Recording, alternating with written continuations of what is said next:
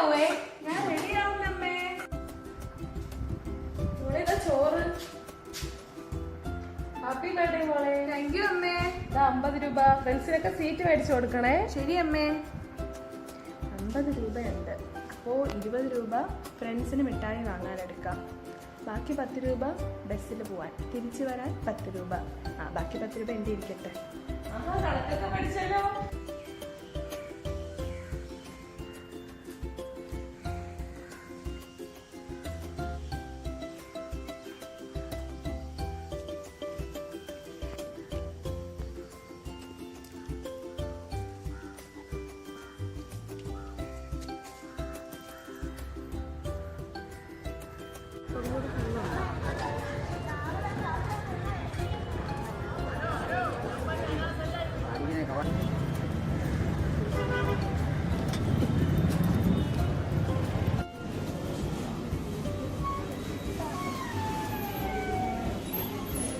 എന്താ മോളെ വേണ്ടത്?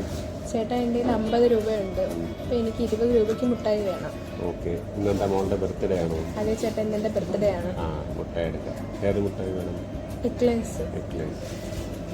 അപ്പോൾ 50 രൂപ തന്ന 20 രൂപയ്ക്ക് മുട്ടായി തന്നു കഴിഞ്ഞാൽ ബാക്കി എത്ര വരും? ബാക്കി എത്ര വരും മോളൊന്ന് കൂട്ടി നോക്കി. 50 നിന്ന് 20 പോയാൽ 30. എടുക്കി കണക്കെല്ലാം അറിയാം. അതെ ചേട്ടാ.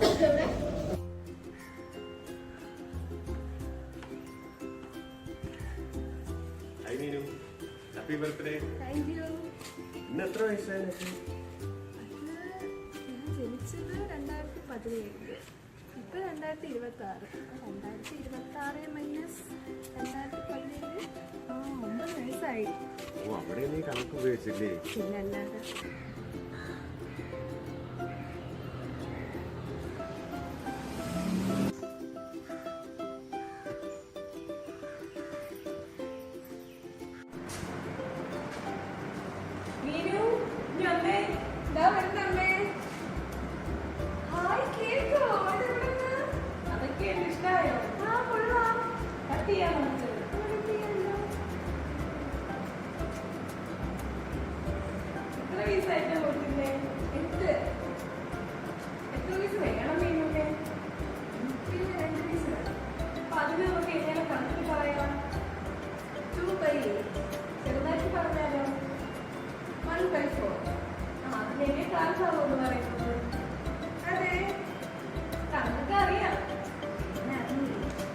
ഇത് നമ്മുടെ ദൈനംദിന ജീവിതത്തിലെ പല കാര്യങ്ങളിലും ഉപയോഗിക്കുന്നു.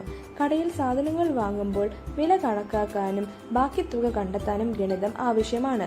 സമയം നോക്കാനും യാത്രയുടെ ദൂരം കണക്കാക്കാനും ഗണിതം നമ്മെ സഹായിക്കുന്നു. പാചകം ചെയ്യുമ്പോൾ ചേരുവകളുടെ അളവ് നിശ്ചയിക്കുന്നതിലും ഗണിതം ഉപയോഗിക്കുന്നു. ബാങ്ക് ഇടപാടുകൾ, സേവിങ്സ്, വായ്പകൾ എന്നിവയുടെ കണക്കുകൾ ചെയ്യുന്നതിലും ഗണിതം അനിവാര്യമാണ്. വീടിന്റെ ചെലവുകൾ ക്രമീകരിക്കാനും ബജറ്റ് തയ്യാറാക്കാനും ഗണിതം സഹായിക്കുന്നു. അതിനാൽ ഗണിതം നമ്മുടെ ജീവിതം കൂടുതൽ എളുപ്പകരമാക്കുന്നു. കണക്ക് ഒരു മായാജാലം തന്നെ.